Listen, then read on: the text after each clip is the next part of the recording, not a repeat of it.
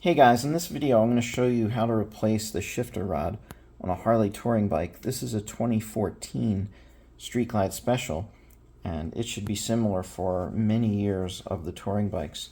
First I'm going to show you what I did on my Dyna with the shifter rod. This is the stock rod which has already been replaced, and as you can see, these connections that they have at each end, these are prone to fail. And I came across a rider who had just such a problem one day when I was out years ago. The shifter.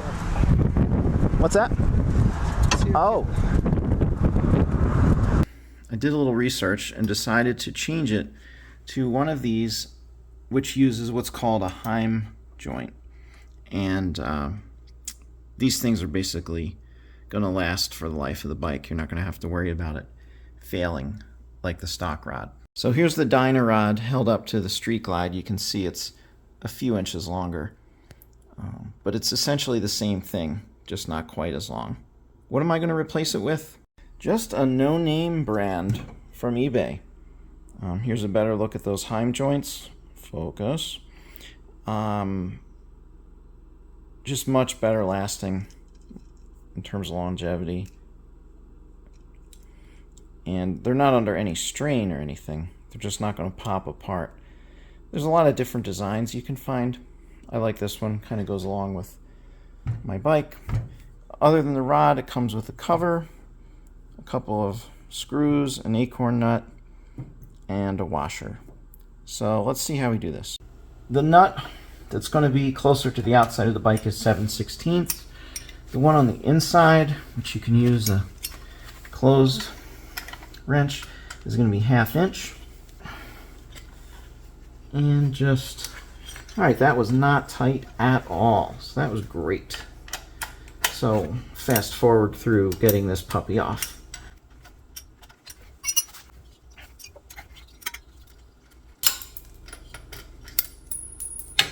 So on the back there was a nut with a lock washer, and then on the outer side there's just a flat washer.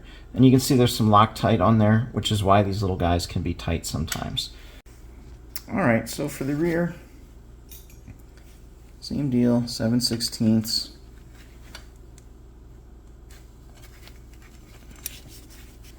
Not bad at all.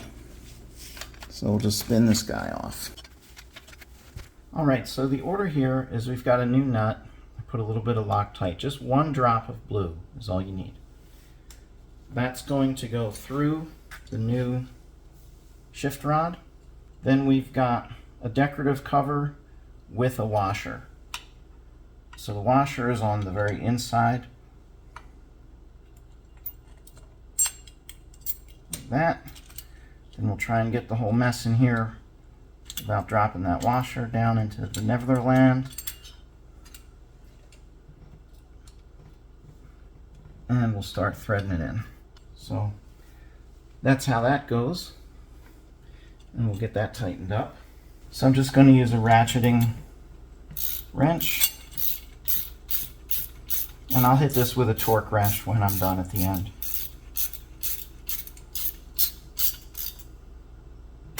Alright, that's good enough for now. So on each end of your new rod you're going to have these nuts. They're jam nuts, and you want to make sure they're sufficiently tight.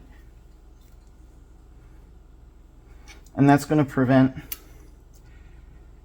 these Heim joints from spinning out and for this length of this rod becoming longer or shorter. This rod was just about 1/4 inch longer than the rod I took off.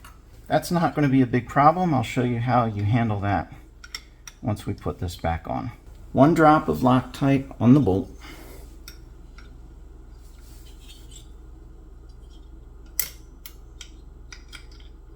Come in from behind.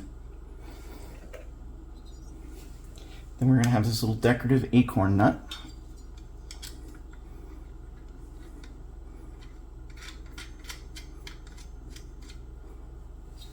And we'll get these tightened up 7/16 again.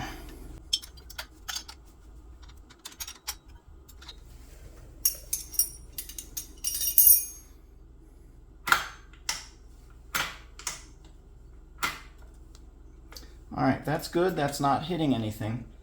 As I mentioned, this new rod is about 1/4 inch longer than the one I took off. So that's going to have the effect of lowering this shifter peg just a smidge. If it's a problem, I can adjust this using this bolt down here, and I can pull it off the splines and set it just where I want it. So I'll check that out and see if it needs adjusting, or it might just be fine the way it is. Alright, we'll throw in some bonus footage. 1/4 inch hex is what you need for this bolt.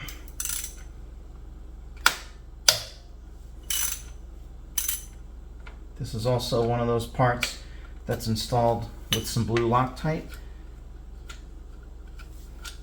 That's just going to come right out. And then this is a little tricky, but well, actually it wasn't tricky. Now my bike doesn't have the heel shifter, so it has a spacer here. But for what I just did, I'm going to need to just bump this up one little notch, one spline. And that's going to let me get my boot under where I want it, the way it was before. And then throw a little blue Loctite on here and put her back together. But that's pretty much it. And by putting on one of these styles of shift rod, and by the way, that movement is perfectly normal, that's part of the Heim joint, you're not going to have that problem of your shift rod breaking at the worst possible time. So I hope you enjoyed this, guys. Till next time.